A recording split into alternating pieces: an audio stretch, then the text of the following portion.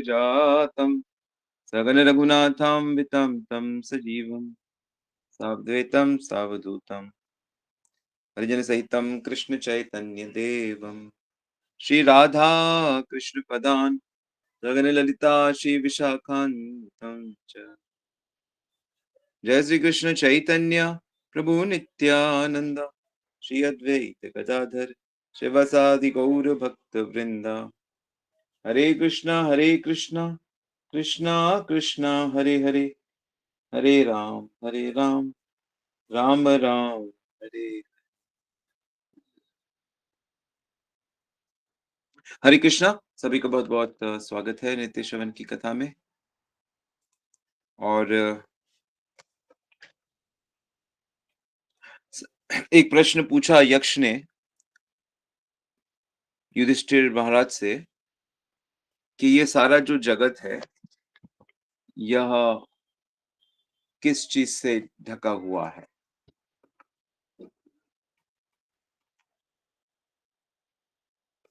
आप लोगों ने महाभारत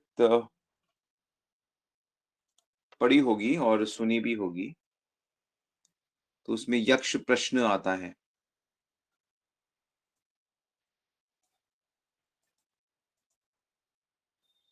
तो बड़े अच्छे, बिल्कुल सारगार्भित प्रश्न उसमें पूछे जाते हैं। वास्तव में महाभारत जो ग्रंथ है वो आम लोगों के लिए है, जो लोग वेद नहीं पढ़ सकते, उपनिषद नहीं पढ़ सकते, क्योंकि उन सबको पढ़ने के लिए गुरुकुल में रहना पड़ता था। कोई प्रिंटेड तो था नहीं उस टाइम पे। श्रुतियां,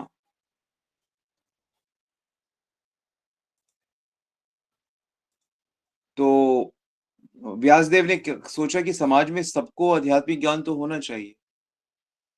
बिना आध्यात्मिक ज्ञान के तो पशुवत जीवन है।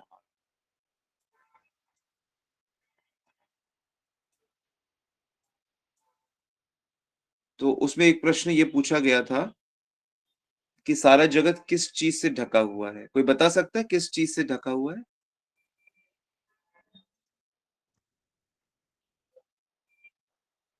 हम्म।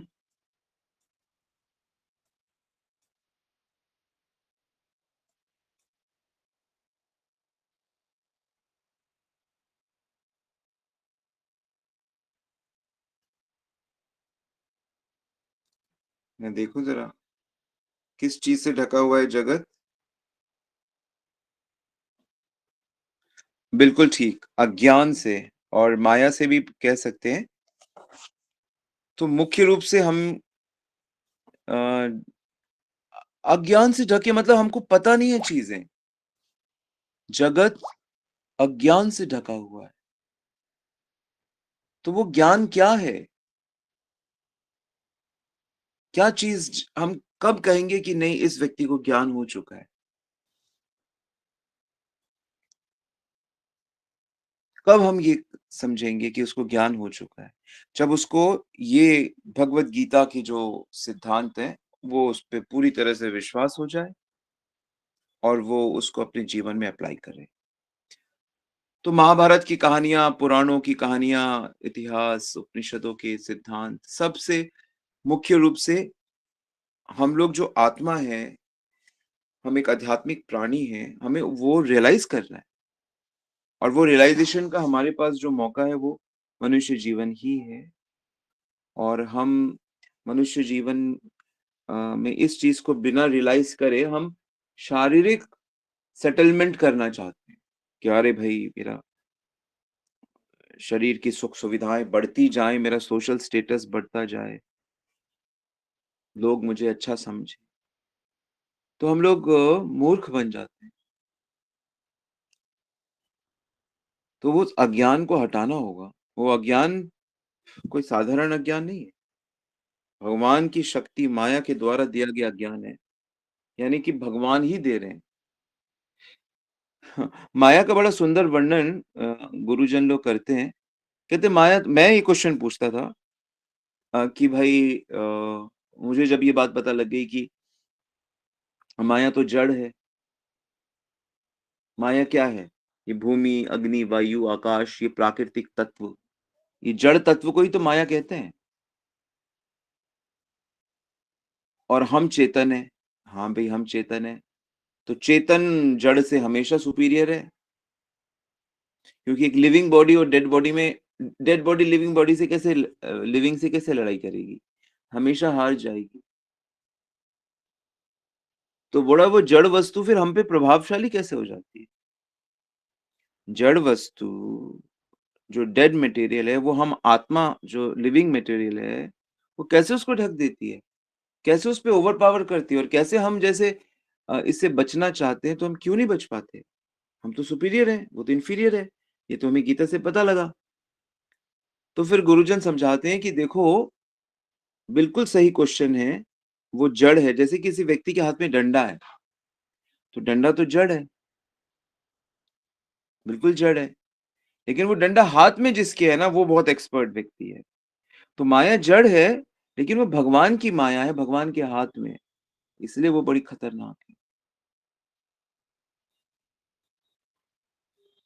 तो इसलिए जब तक हम सिंसियरली कोशिश नहीं करेंगे और भगवान हमसे कन्विंस नहीं होंगे कि नहीं, दिस सोल इज सिंसियर, ये सच्चा प्रयास कर रहा है, ये माया की प्रलोभन क्या है? शरीर बना दिया और शरीर और हम एक दूसरे के साथ शारीरिक संबंध रखते हैं।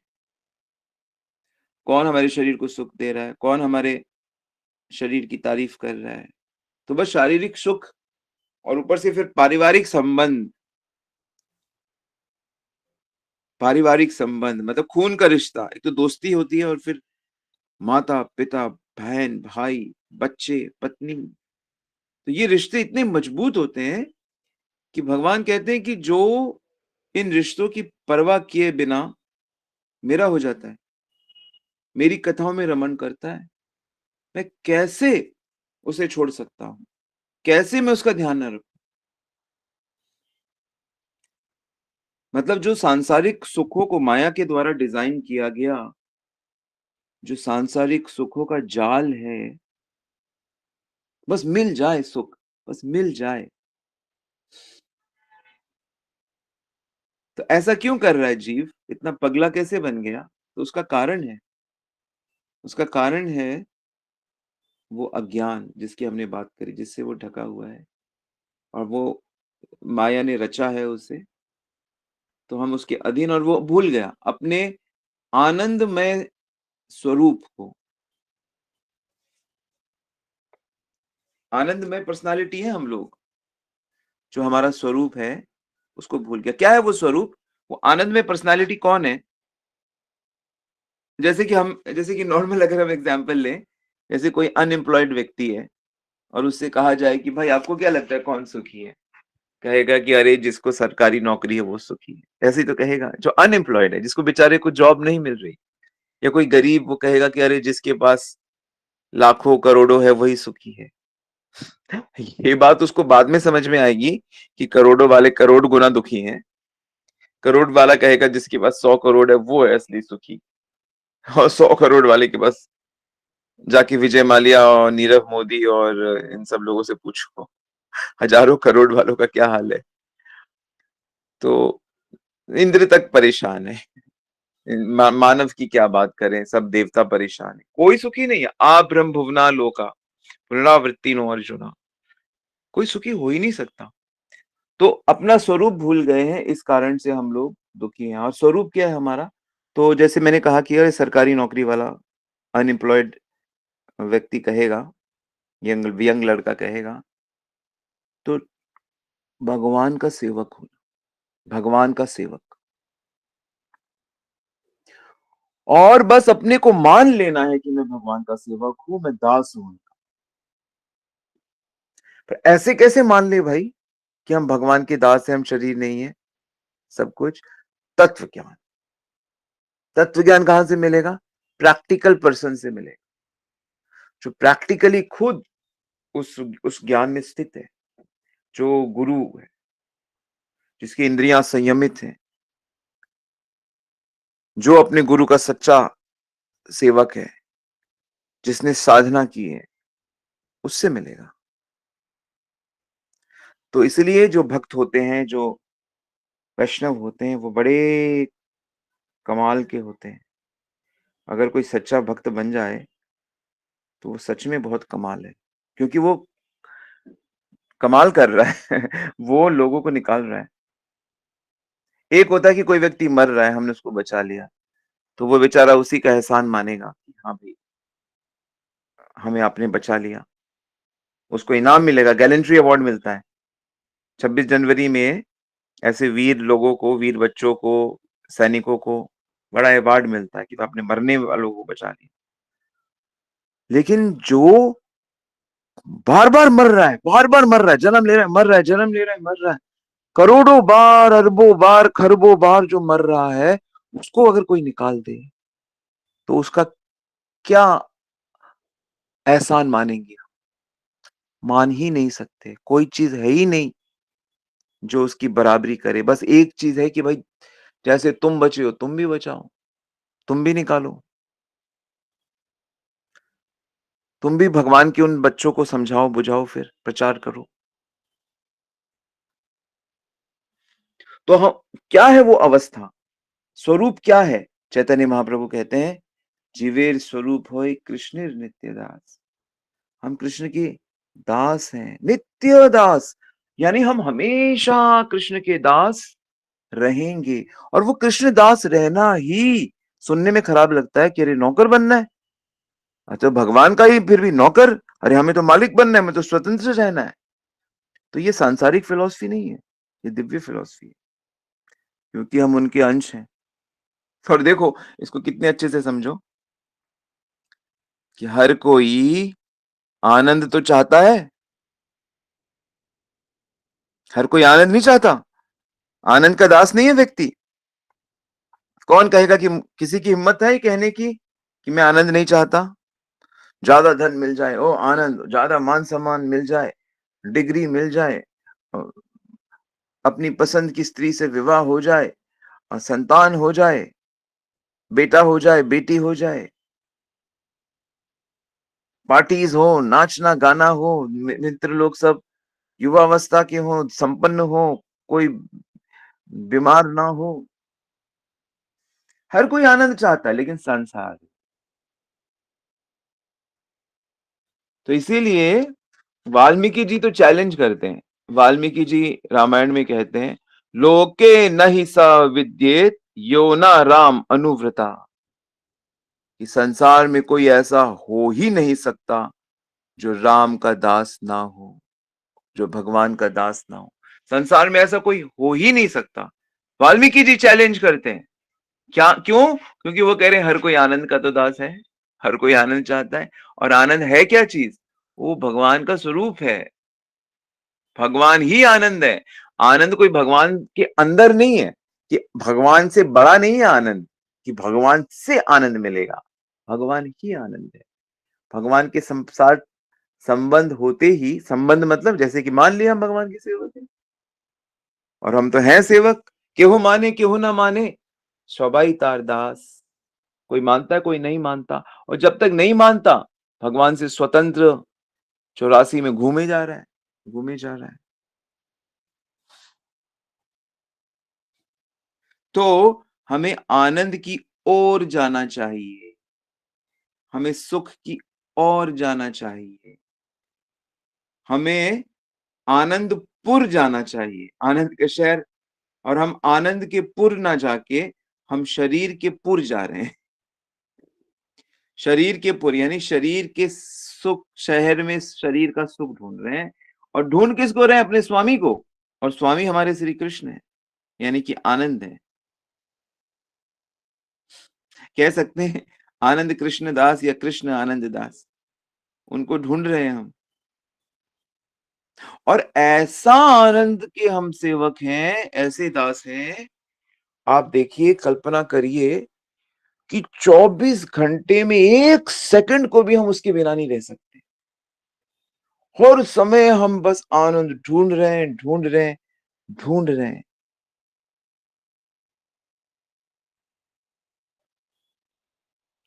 और अपना प्रयास हम छोड़ नहीं सकते, जब तक वो मिलेगा नहीं। मतलब क्या भगवान ने एक ऐसी मशीन फिट कर दी है हमारे अंदर कि भगवान से अलग होते ही बस वो मशीन शुरू हो गई है कि अब जब तक भगवान नहीं मिलेंगे भैया रुक नहीं सकते आप।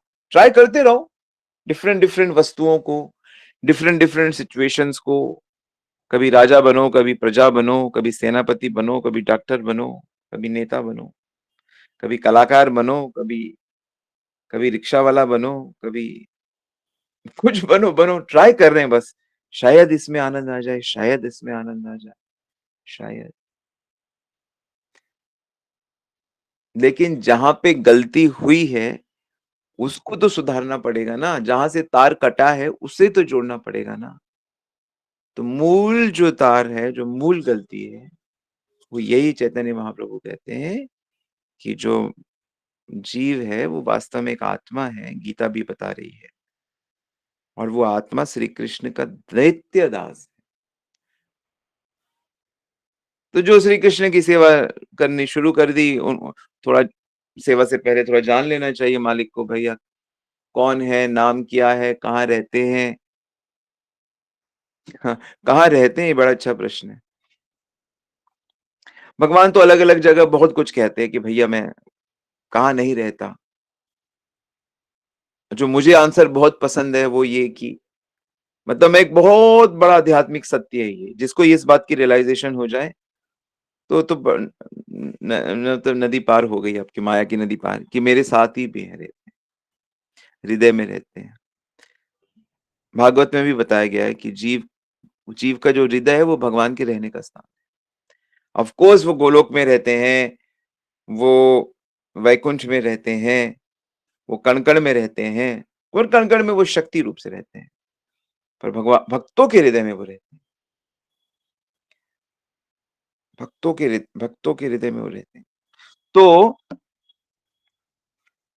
तो अपने स्वामी को हम गलत जगह ढूँढ रहे हैं। ढूँढिए, ढूँढ जाए तो भाई हमको भी बता दीजिएगा, हमको भी थोड़ा दे दीजिएगा। हम भी तो सुखी हो। पर वस्तुतः हमको पता लग गई है आनंद कहाँ है। तो कैसे नहीं मिल रहा आनंद? क्योंकि हम मैं को भूल गए, अपने आप को भूल गए। मैं जिसका मैं हूँ। तो अगर मैं अपने आप को भूल गए कि हम आत्मा हैं, और ये मैं जिस कृष्ण का है, उनको हम भूल गए। ना उनको भूलते, ना ये कष्ट होता, ना ये दंड मिलता। दंड मिलता है ना किसी कैदी को, तो मतलब किसी अपराधी को तो जेल में भेजा जाता है। तो हमको ये 84 लाख की जेल में भेज दिया, और बड़ी सुंदर है जेल, बड़ी सुंदर जेल है। भगवान की अद्भुत जेल है। सुंदर परिवार,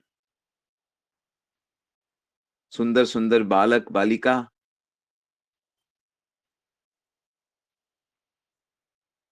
और बस उसी में ऐसा रचे-पचे हैं कि आप ये ना सोचो कि मैं बस ये अ, कुछ 30-40 साल ही मैं इस पारिवारिक जंजाल में फँसा हूँ। आप ऐसा कदापि मत सोचो।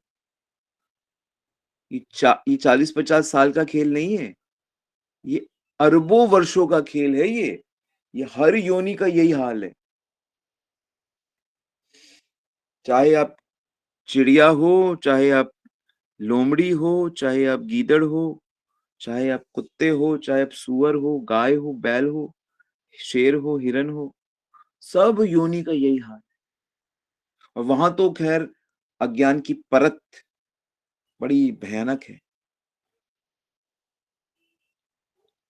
तो अज्ञान के कारण हमें भ्रम हो गया कि सुख इसमें है। जैसे एक छोटा बच्चा होता है ना, छोटे बच्चे की बुरी आदत होती है, अंगूठा चूसता रहता है। अंगूठा चूसता रहता है छोटा बच्चा। अरे क्यों अंगूठा चूसता है? क्योंकि माँ का स्तन चूसता है तो उसमें से दूध निकलता है, तो वही वैसी फीलिंग उसको अपने अंगूठे को चूसने में आता है, और अपनी ही लार को पीता रहता है। जैसे जैसे ऊंट बबूल के पेड़ में कांटे खाता है, चबाता है, और उसकी खून निकलती है, उसी को चूसता रहता है, अपने ही खून को सोचता है मेरे को स्वाद आ रहा है। तो बालक, तो भ्रम हो गया हम लोगों को, ये भयानक भ्रम है, संसार में सुख है।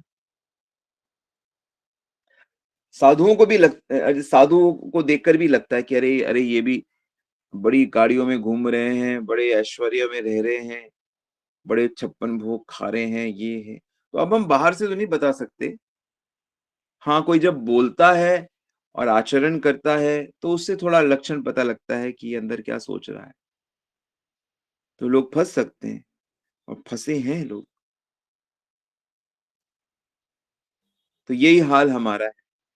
जैसे एक बालक बस भ्रम भ्रम हो गया उसको कि अंगूठे में दूध है, सुख है।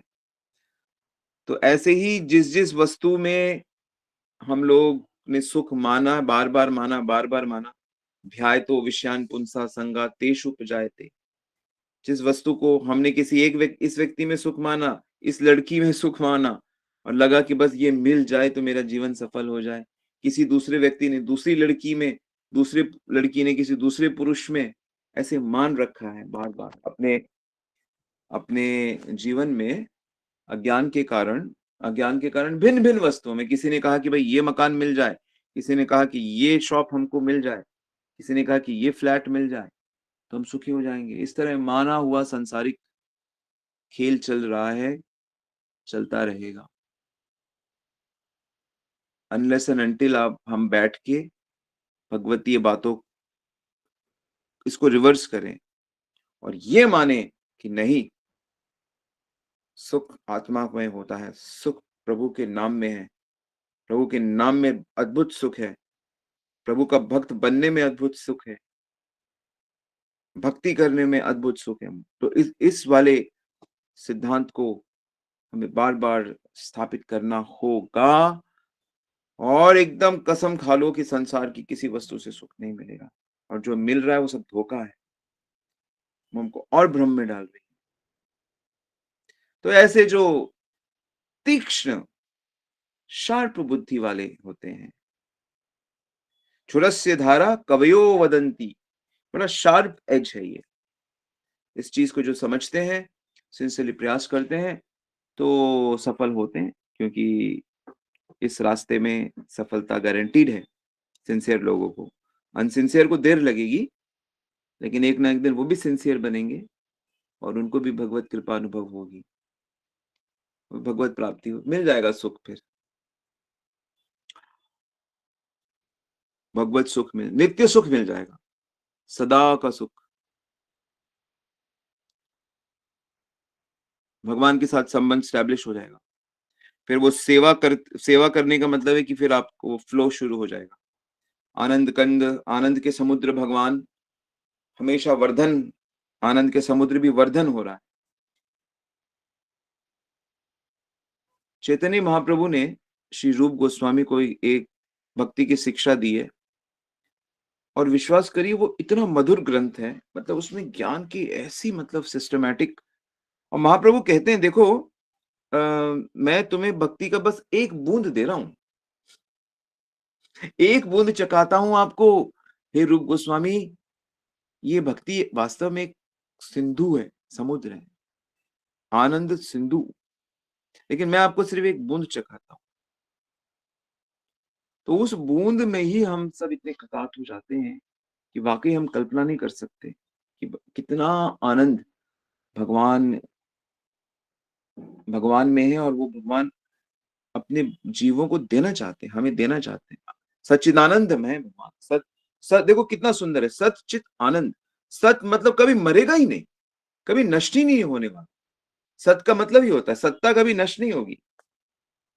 और चित मतलब चेतन, वो स्फुरण होता रहेगा। वो जो एग्जिस्टेंस की फीलिंग है वो भी हमेशा रहने वाली, कॉन्शियसनेस हमेशा रहने वाली। और कैसी कॉन्शियसनेस? आनंदमय consciousness, happiness. In fact this is example देते हैं कि समुद्र में लहरें आती रहती हैं, चढ़ती ऊपर नीचे होती रहती हैं, ऐसे आनंद की फुलेरें चलती रहती हैं। और वो क्या है? वही, चाहे वो कृष्ण का ज्ञान हो गीता रूप से, वो आनंद का कितना बड़ा स्रोत है। चाहे वो भगवान के साथ उनका दर्शन हो, उनसे और लीलाएं हो, उनके अनगिनत लीलाएं। क्यों करते हैं भगवान ये सब अनगिनत लीलाएं? सिर्फ हमारे लिए, कि उन लीलाओं से हम आकर्षित होके, उस ज्ञान से आकर्षित होके हम उनकी तरफ चलना शुरू कर दें, किसी भी कारण से, किसी भी कारण से उनकी ओर चलना चाहिए, सही तरीके से वो प्राप्ति हो जाती है। तो जिस वस्तु में मान लिया उसी से सुख की परिकल्पना हम करते हैं, तो फिर अब अपने अंदर भगवान बैठे आनंद का समुद्र, इसको क्यों नहीं मानते? गुरु से ये जो हरि नाम मिला है, इसमें दिव्य आनंद छुपा हुआ है, क्यों नहीं इसको जम के इसका जाप करते हो, कीर्तन क्यों नहीं, सुंदर कीर्तन सीखते हो और घंटों घंटों कीर्तन करते हो, या कीर्तन की टोली बना के क्यों नहीं कीर्तन रस आस्वादन करते हैं? क्यों नहीं भगवत लीला का श्रवण पठन स्मरण क्यों नहीं करते हैं? क्यों नहीं भगवान का सुंदर मंदिर बनाते हैं अपने मोहल्ले में? तो जो ज्ञानी हैं, जो समझदार हैं, वो इस तरफ काम करेंगे। अज्ञानी तो फिर क्या कहें, बेचारे जाएंगे 84 में, कंप्लेन करेंगे, द्वेष करेंगे, ऐसे ही मर जाएंगे, फिर पैदा हो जाएंगे, फिर मर जाएंगे। पुनरपि मरणम पुनरपि जननम पुनरपि जननी जठरे शयनम। सो 100 बात की एक बात कि हमें भौतिक आनंद, सो कॉल्ड दिखने वाला, छोड़ना है धीरे धीरे, और दिव्य आनंद का संकल्प लेकर उसकी प्राप्ति करनी है मानव जीवन में, इस जन्म में। कैसे नहीं होगा? अवश्य होगा, अवश्य होगा। कृष्ण साथ हैं, कृष्ण पे भरोसा रखो, कृष्ण का आश्रय लो। मेरी शुभकामनाएं। मेरे लिए भी प्रे करो, मैं सबके लिए प्रे करता हूं, अवश्य हो। हरे कृष्ण। श्रील प्रभुपाद की जय, गुरु महाराज की जय। किसी का कोई सवाल है? स्वागत है। और मैं रिपीट कर रहा हूं, डायरी लेके बैठना है और मेन पॉइंट्स लिखने हैं, 1 2 3 पॉइंट जरूर लिखने चाहिए, चाहे एक लिखो, लेकिन एवरीडे एक एडिशन होना चाहिए, नहीं तो फिर कोई जरूरत नहीं क्लास में आने की। सच कह रहा हूं, चाहे 2 व्यक्ति बैठे या 1 व्यक्ति, पर वो एक भी सिंसियर हो, क्योंकि एक सिंसियर व्यक्ति से भी बात बन जाएगी। और बस सुनना अच्छा है, लेकिन क्योंकि आप भूल जाओगे ना, भूल जाओगे। लिख लोगे तो फिर याद उसको, उसमें मन लगाओगे ना, बुद्धि लगाओगे ना, फिर देखना कितने रियल बन जाएंगे। यस, किसी का क्वेश्चन?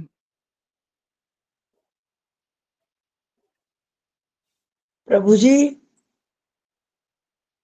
हरि बोल। प्रभु जी दंडवत प्रणाम। जी माता।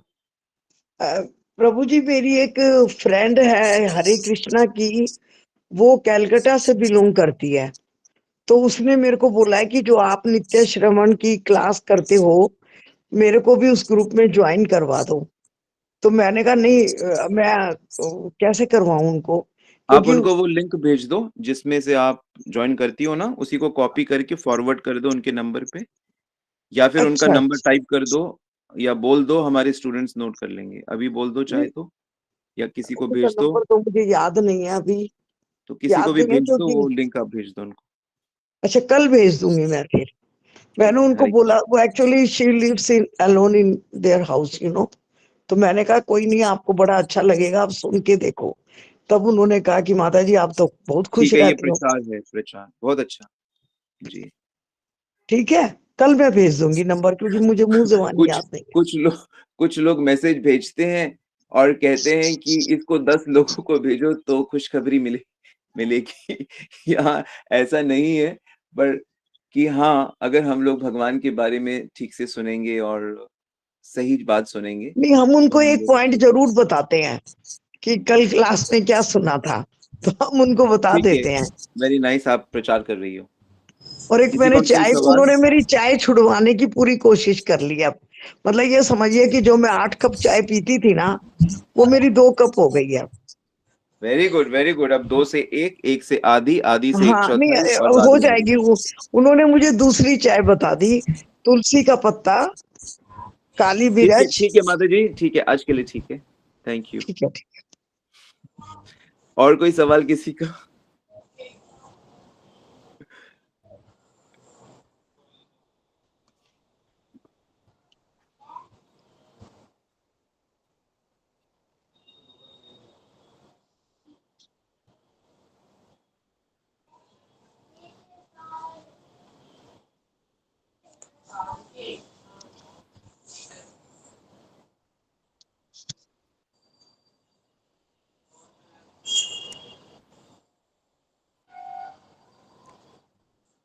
अगर क्वेश्चन नहीं है तो हम लोग यहाँ रुक सकते हैं।